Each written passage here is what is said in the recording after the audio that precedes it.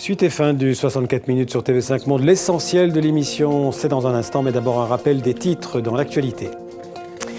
Le pape François est arrivé en Turquie pour une visite de 3 jours. Le chef de l'Église catholique appelle au dialogue interculturel et interreligieux pour bannir le fondamentalisme et le terrorisme. Le pape a eu un premier entretien avec le président turc islamo-conservateur Erdogan.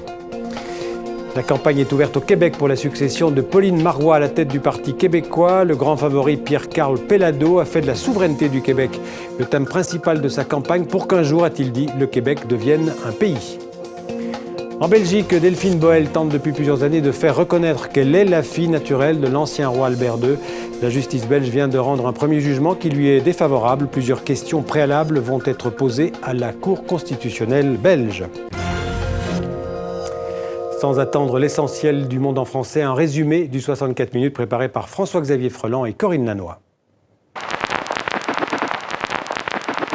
Les drapeaux du Vatican et de Turquie côte à côte, fixés à la carlingue de l'avion papal. C'est la première visite du pape François qui commence ici à Ankara, capitale d'un pays à grande majorité musulman.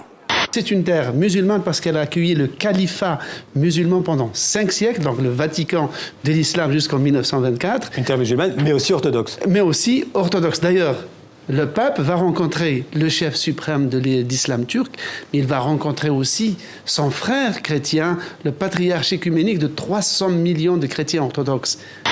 Une pluie qui ne s'arrête plus de tomber depuis des semaines dans le sud de la France, en Espagne et même au Maroc.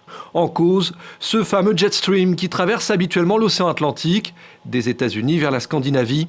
Depuis quelques semaines, ce courant d'air rapide, plutôt froid, qui circule à plus de 10 000 mètres au-dessus du niveau de la mer, passe désormais par la Méditerranée au sud de Gibraltar.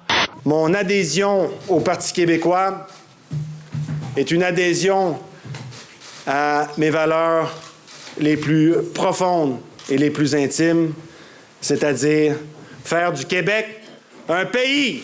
Malgré notre petite taille, on contribue quand même pas mal de sous à la francophonie et on va le faire encore. Pourquoi? Parce que pour nous, c'est la pierre d'assise de notre rayonnement international. Et on va commencer par quelques images, puisque ce sommet des chefs d'État et de gouvernement débutera demain matin, mais les premiers chefs d'État sont arrivés dans la capitale sénégalaise. À l'école Liberté 6 à Dakar, on expérimente. L'exercice se fait en wolof et en français. Au Sénégal, en théorie, les cours sont donnés en français exclusivement. Mais ici, dans cette classe de CE2 bilingue, les écoliers ont 2 manuels, l'un en français, l'autre en wolof.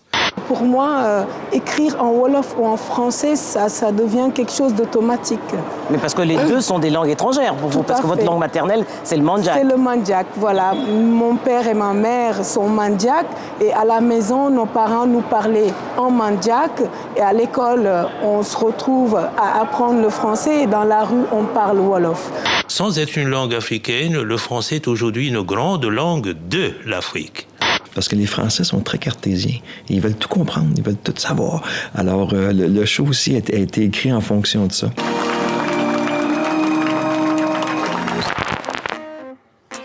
Avant de nous séparer, une pensée pour tous les otages aux mains de Boko Haram au Nigeria et pour Serge Lazarevitch, le dernier otage français détenu quelque part au Sahel, vous le voyez, depuis 1100 jours.